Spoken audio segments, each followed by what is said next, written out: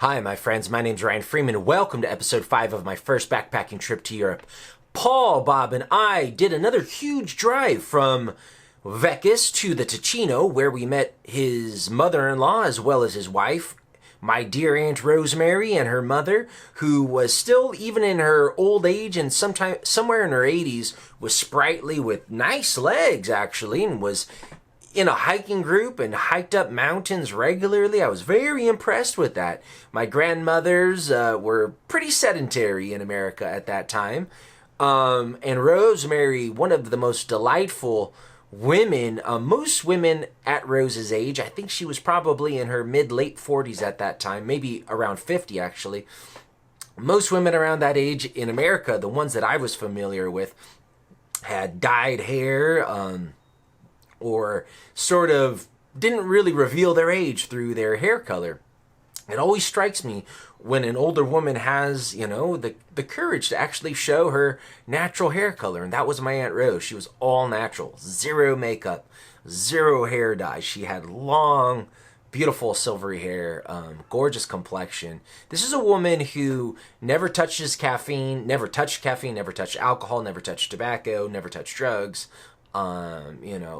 Was a vegetarian, usually from vegetables from her own garden. I mean, this is a very healthy person. Only dark chocolate, not milk chocolate. But coincidentally, had a lot of battles with health issues, and actually did die very young. So this was one of the things that always baffled me, because she, from a lot of the things that we think of, which makes a healthy life, she did that. She traveled, had lots of friends, a great social network and stuff like that, but ended up dying young.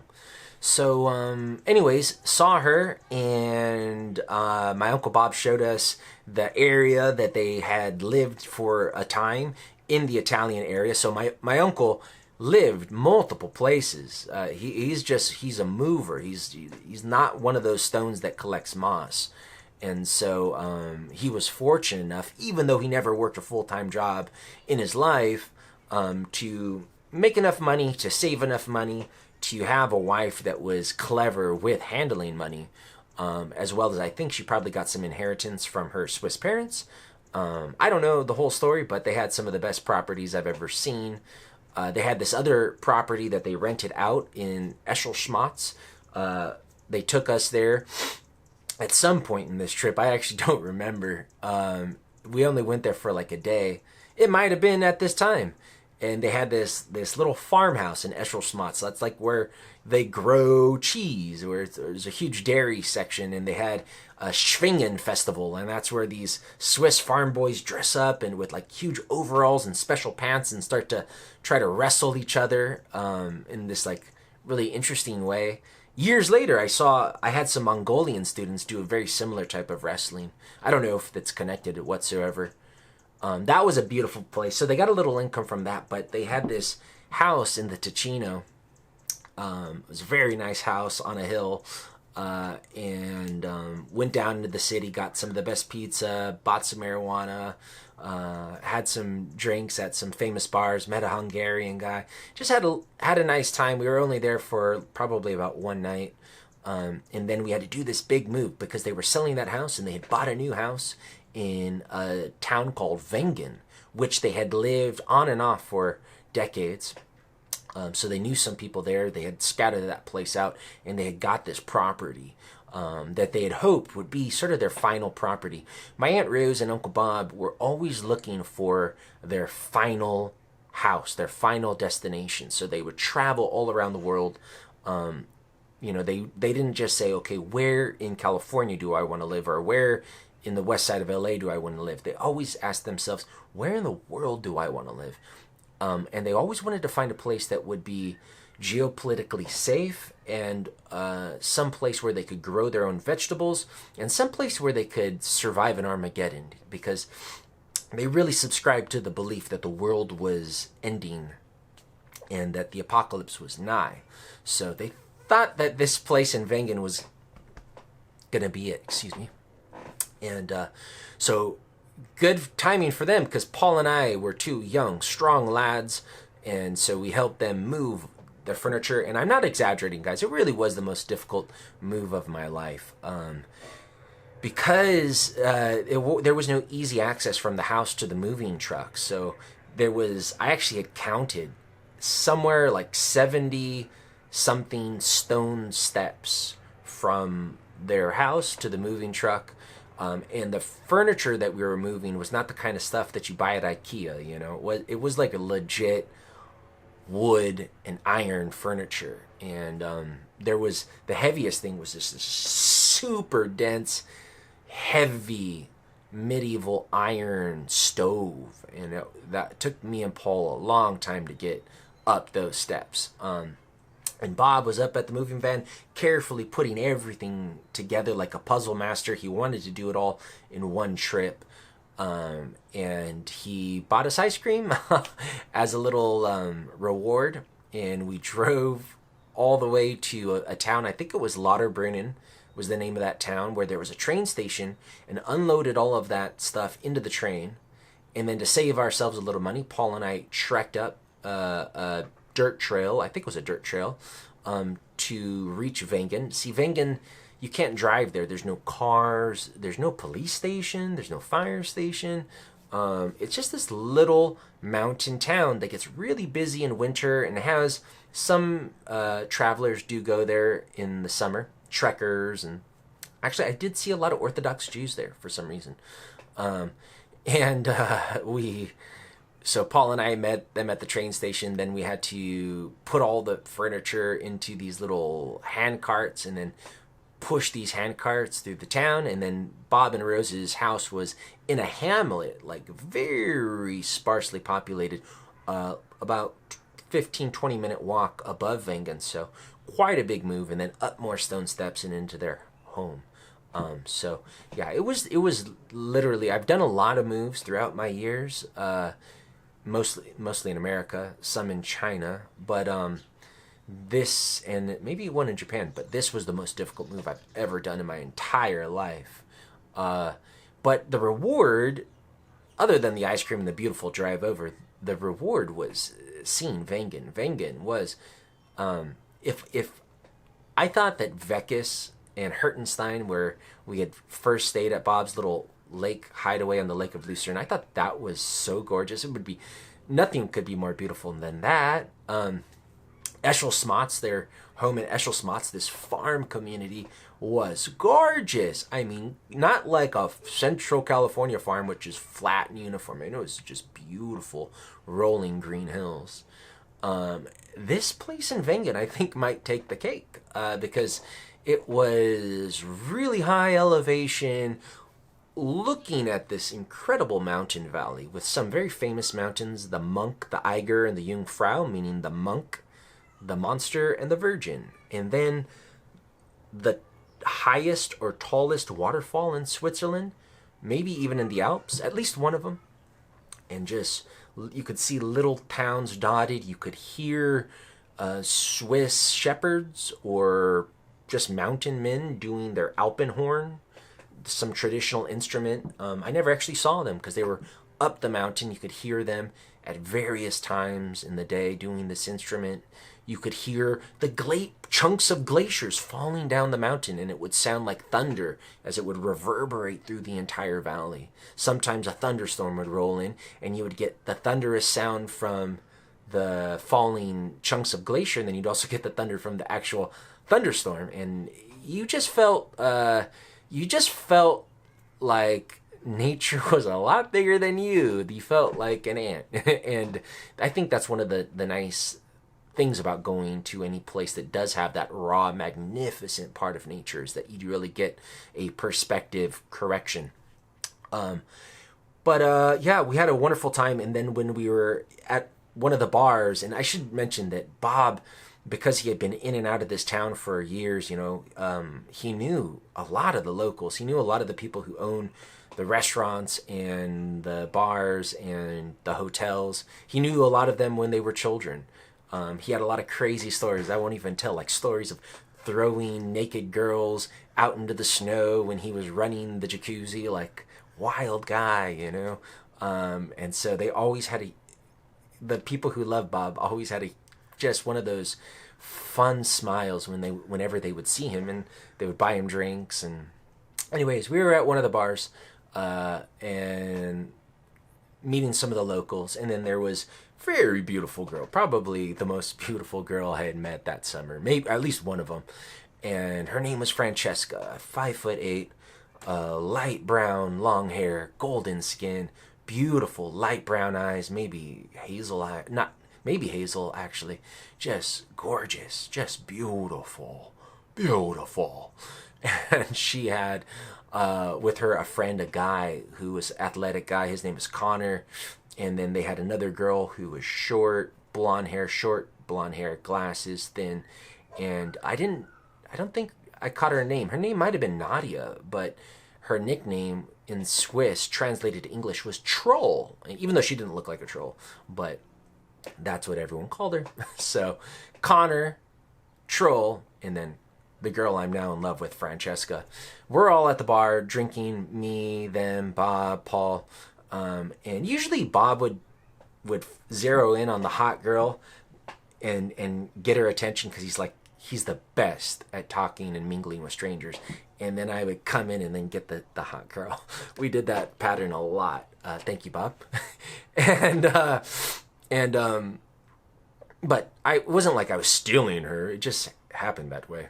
Anyways, Paul was there, and the weirdest thing happened. And some of you might hate me for this. Well, anyways, I hated myself for it, because during this night where we're drinking in this bar, talking to these three young people who they're all Scout masters, so they're like the Swiss version of the Boy Scouts, different organization, but it's basically that. And so they brought a cohort of 10-year-olds to do a initiation ceremony up in the mountains. So the kids are all asleep in the cabin. They're down in the bar having a little R&R, and we're all having fun. And as I'm talking to Francesca, Paul grabs me by the wrist, really tight grip, hurts me a little bit, and has the most malicious, angry face that I've ever seen him wear. And I was like, "What's going on?" And he says, "Ryan, you've been slapping my dick." And I said, "What? I would never slap your dick. You're my best friend." And he's like, "You've been slapping my dick all night." And I was like, "What? No, I haven't." He's like, "Yes, you have." "No, I haven't." "Yes, you have." It's like, "Well, I don't believe you." So we go on with our conversation, our flirtation. And then he's like, "See, you're doing it again." And I look, and my hand is going back down towards his private parts. And I was like, holy shit. And several more times, I started to catch myself doing it. And so I realized that I was unconsciously slapping my friend in the dick. And I stopped doing that. I stopped doing it that night. I didn't do it again.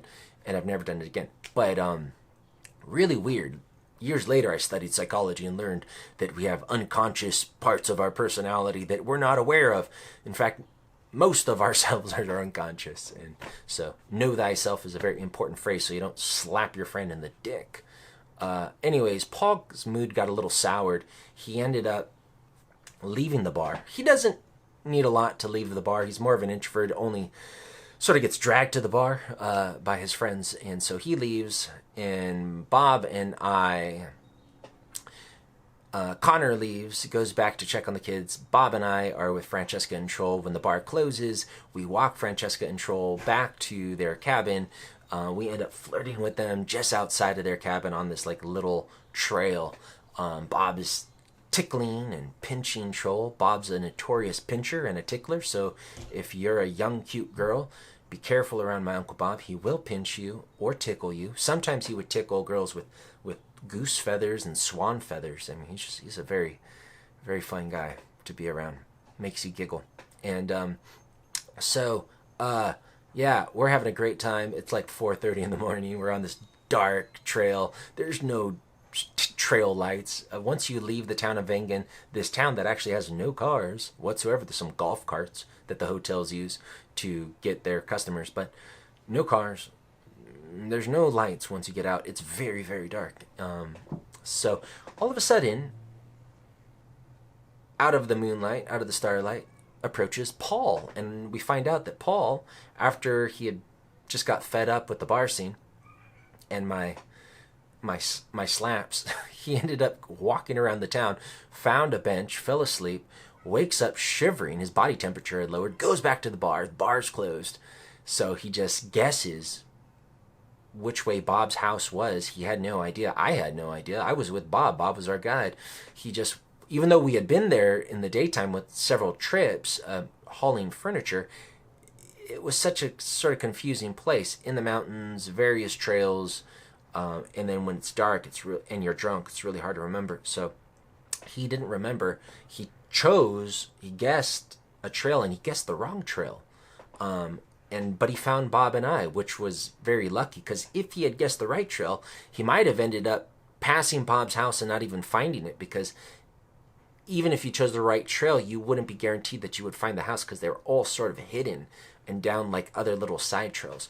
But he found us, luckily, and if we weren't there, he would have just walked off into the mountains, maybe returned, who knows. And so we all go home, the girls go back, and the next day we join them in the initiation ceremony. They invited us the day before. Me and Paul said yes. Bob said maybe, which he dodged. And we ate curry and rice. The first time I've ever had curry and rice. That was kind of cool. Francesca cooked it. I was sort of wary of foreign foods. Now I eat everything. I mean, I've eaten things I won't even tell you, because you'll be disgusted with me, living in China and going to random crazy countries. But at that time, I was still somewhat, a little wary of foreign food, and curry sounded so strange, but it was so delicious.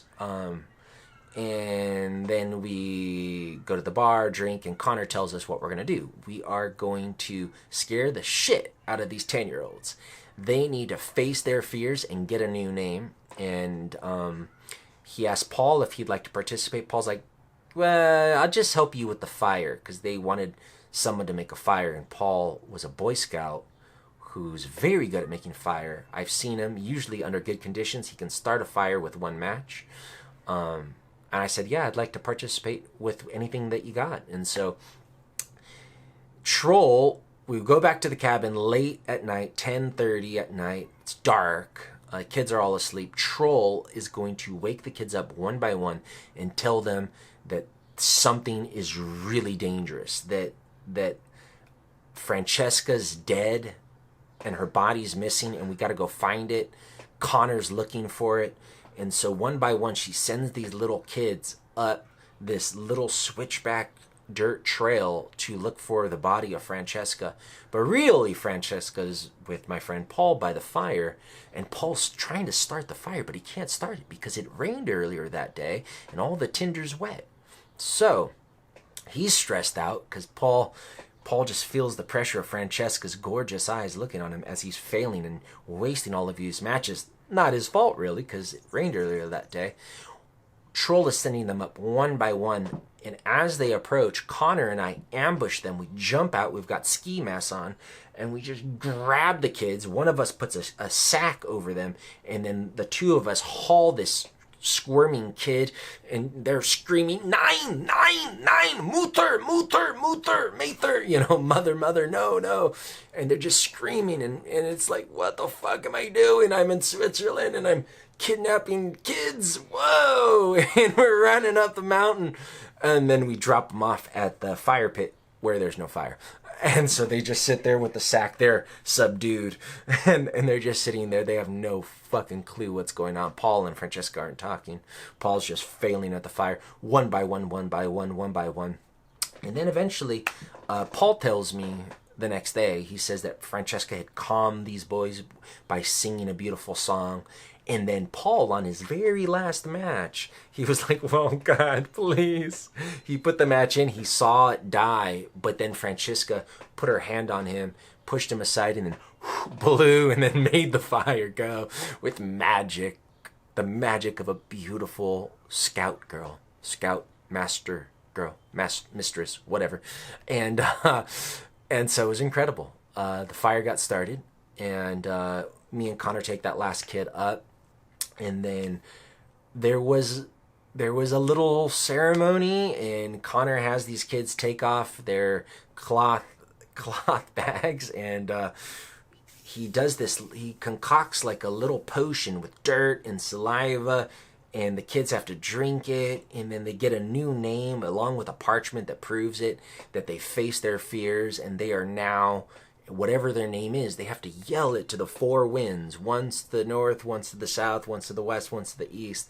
And then they surprise me at the end and they say, Ryan, you get a new name too.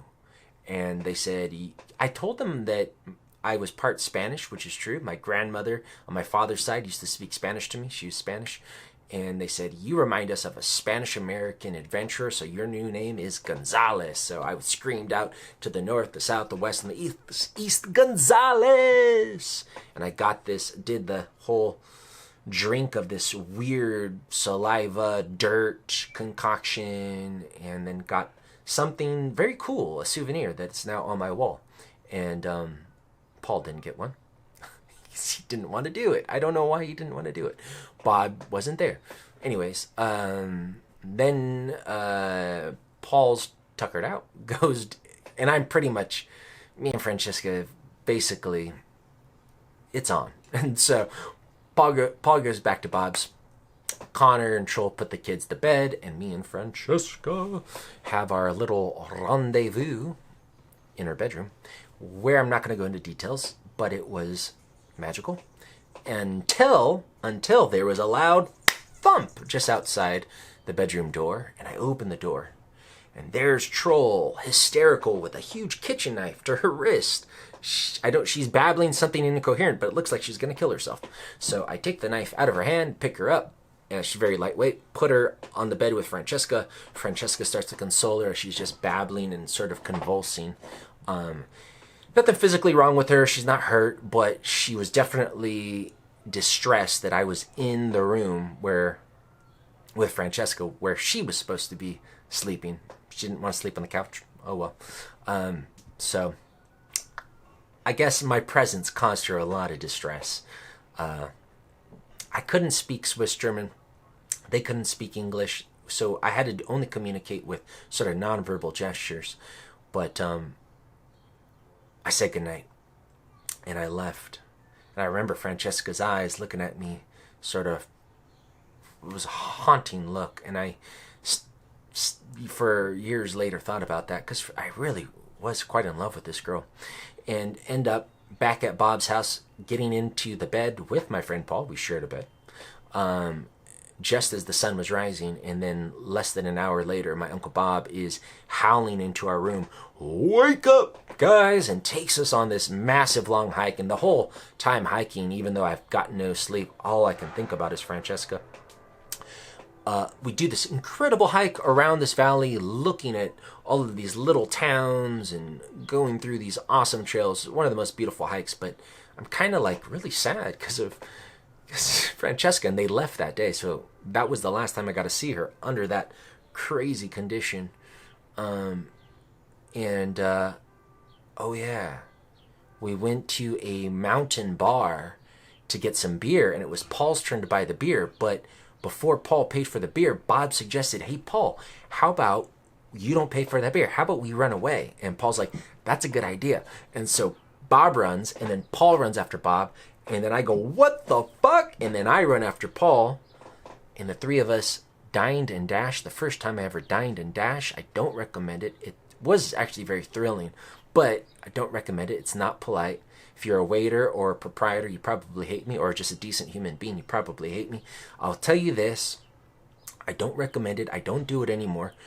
And the next time I dined and dashed with my Uncle Bob, we got our just desserts. So hold on for that story. It's coming up in a later episode. Thank you for watching this episode. My name's Ryan Freeman. Bye-bye.